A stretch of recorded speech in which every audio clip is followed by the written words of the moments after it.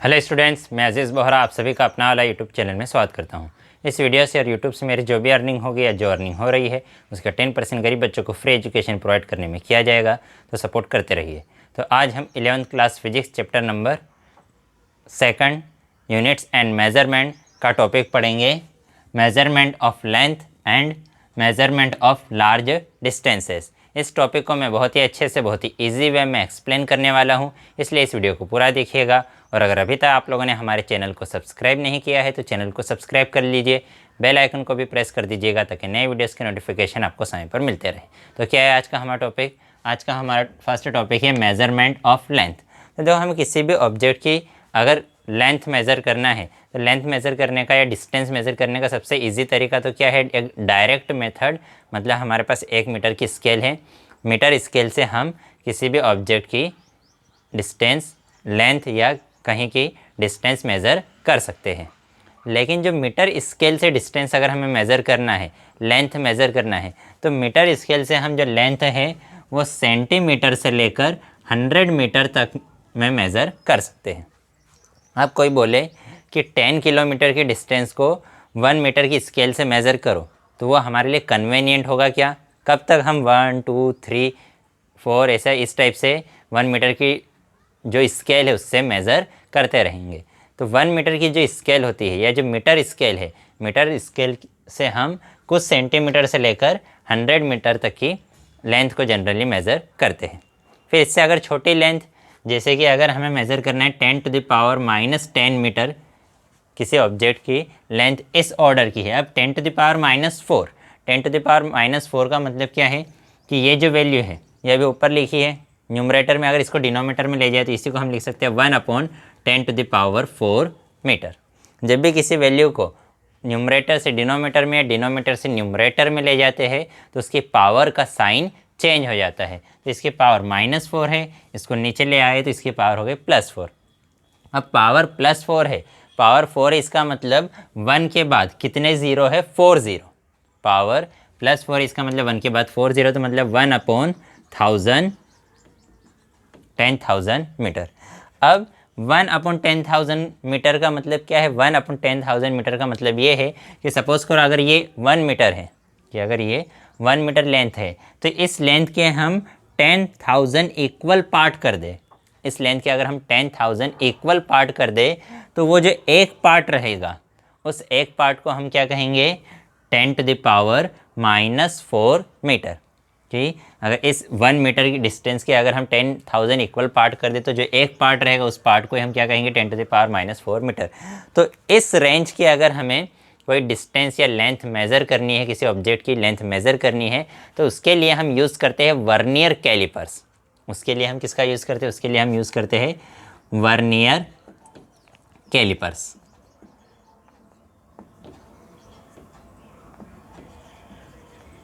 Vernier callipers का use करते, देखो स्पेलिंग वगैरह कुछ मिस्टेक हो जाए तो माफ़ कर देना, मेरी थोड़ी सी इंग्लिश वीक है। तो वर्नियर कैलिपर्स का यूज़ करते हैं इस ऑर्डर की लेंथ का मेज़र करने के लिए।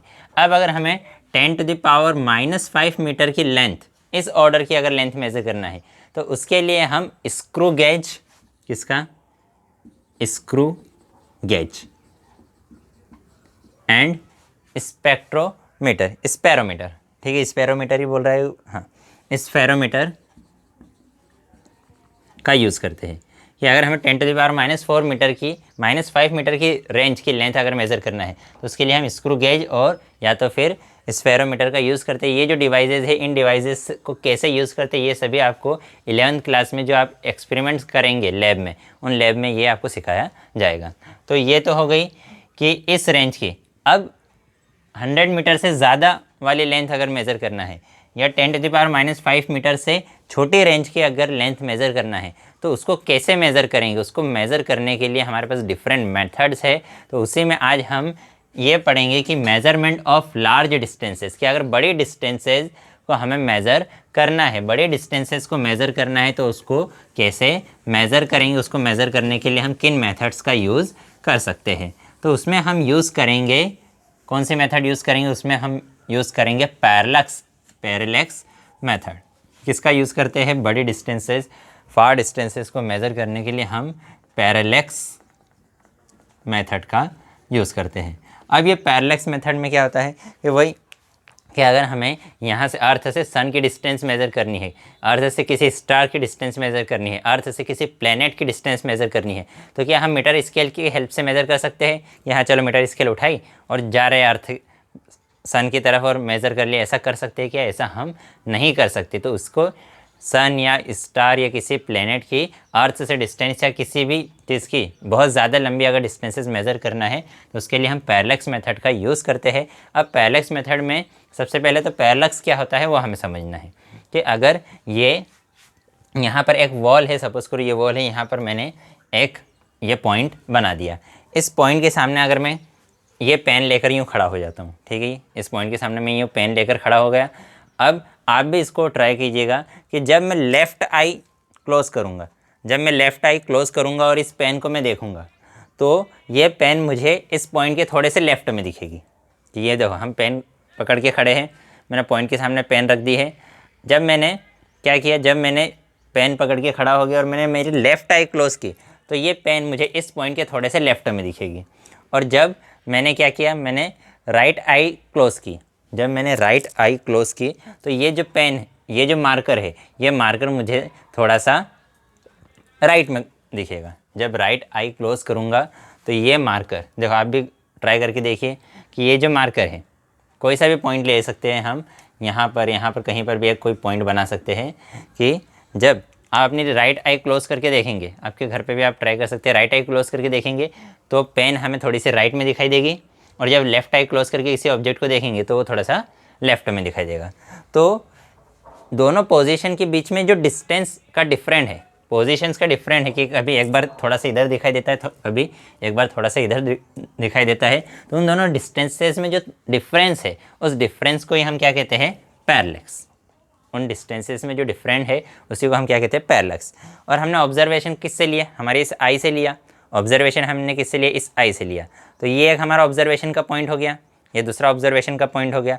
और इन दोनों ऑब्जर्वेशंस वाले पॉइंट्स के बीच में ये जो डिस्टेंस है, मतलब इस आई और इस आई के बीच में ये जो डिस्टेंस है, इस डिस्टेंस को हम कहते हैं बेसिस।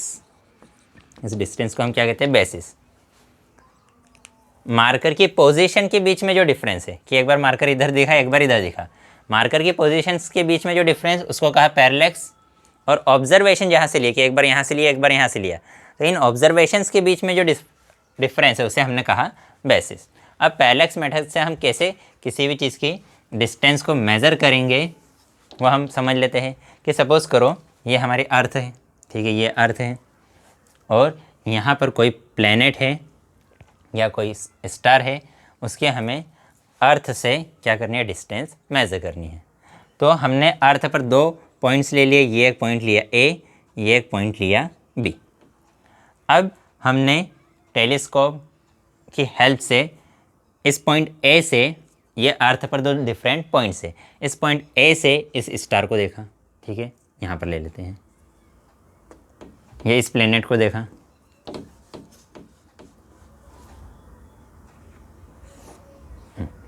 इस पॉइंट ए से हमने क्या किया, इस स्टार या इस प्लेनेट को देखा, इसको मैंने नाम दे दिया एस।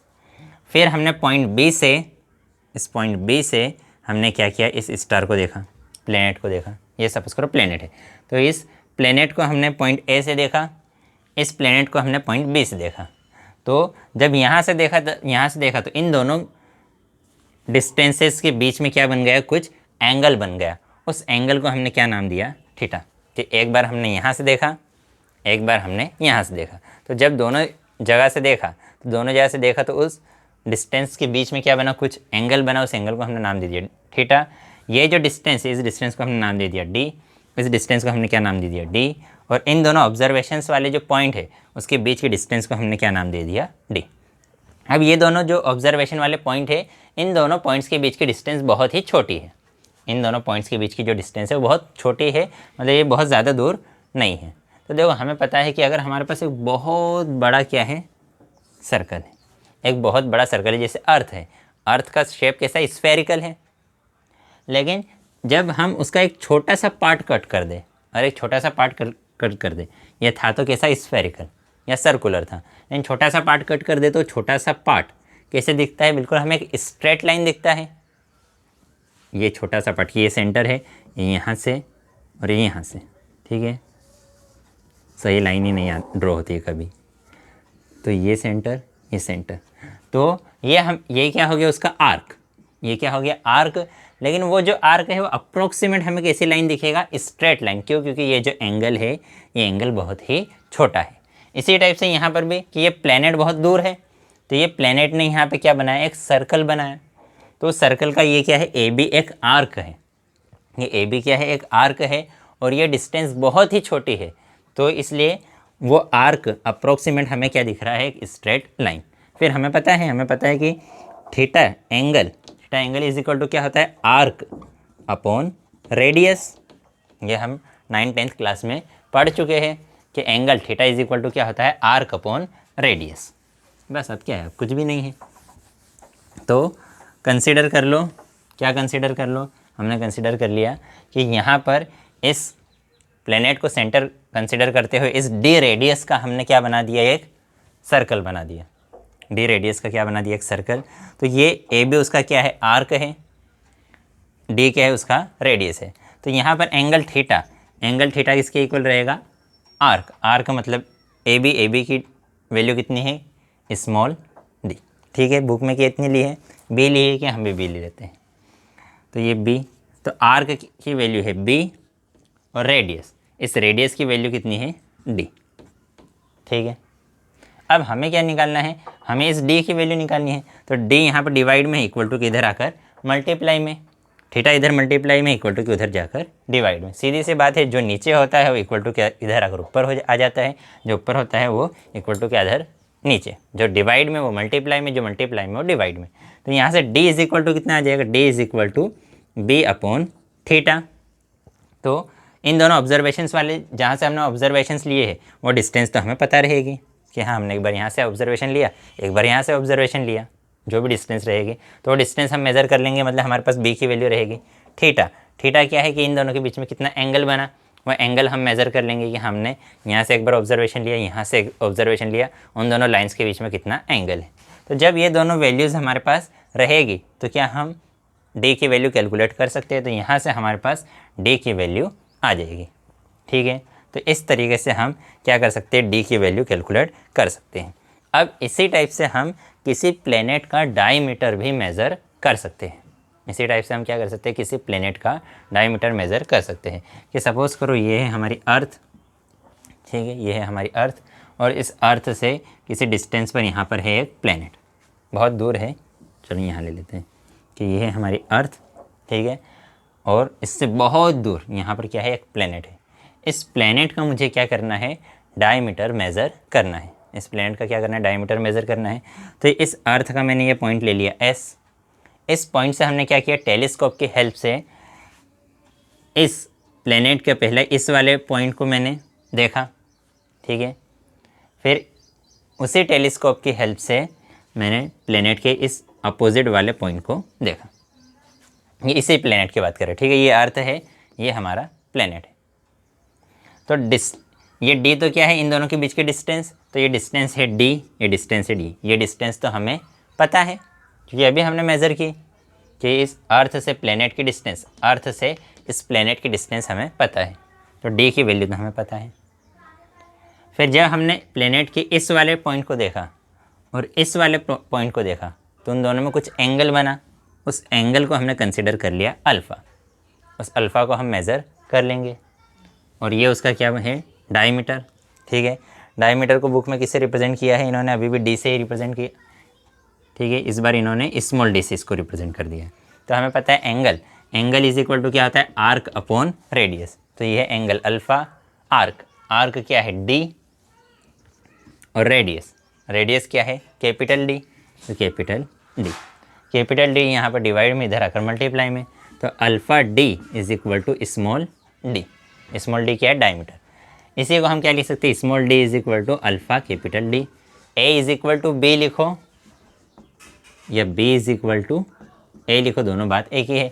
इसको इधर लिख दिया, इसको इधर लिख दिया, तो हमारे पास डायमीटर अल्फ़ा को हम मेज़र कर लेंगे कि हाँ दोनों ऑब्जर्वेशंस के बीच में कितना एंगल बना। और ये जो डिस्टेंस है कैपिटल डी, ये डिस्टेंस तो हम यहाँ पहले ही मेज़र कर चुके हैं। तो इन दोनों की वैल्यू यहाँ पुट करेंगे तो यहाँ पर हमारे पास इस प्लेनेट का डायमीटर आ जाएगा। ठीक है, अब हमें यहाँ हमेशा एक बात को ध्यान रखना है कि जब भी हम किसी भी वैल्यू को कैलकुलेट करेंगे फिज़िक्स में तो हम हमेशा सभी वैल्यूज़ SI यूनिट्स में रखेंगे। तो यहाँ पर जो एंगल है, एंगल की SI यूनिट होती है रेडियन। एंगल की SI यूनिट क्या होती है? रेडियन।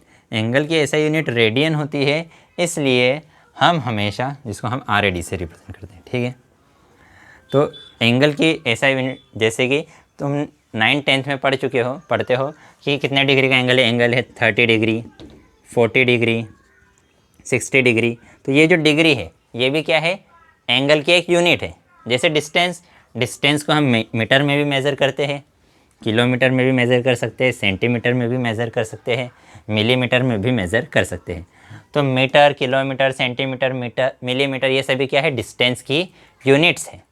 बट SI यूनिट क्या है? SI unit is metre. SI unit क्या है? मीटर। उसी टाइप से जो डिग्री है, degree is also unit of angle and radian is also unit of angle. कि रेडियन भी एंगल की यूनिट है, डिग्री भी एंगल की यूनिट है। बट एंगल की SI यूनिट क्या है? एंगल की SI यूनिट रेडियन है। इसलिए हम जब भी न्यूमेरिकल सॉल्व करेंगे हम रेडियन में यूज़ करेंगे। और 360 डिग्री इज इक्वल टू होता है 2 पाई रेडियन।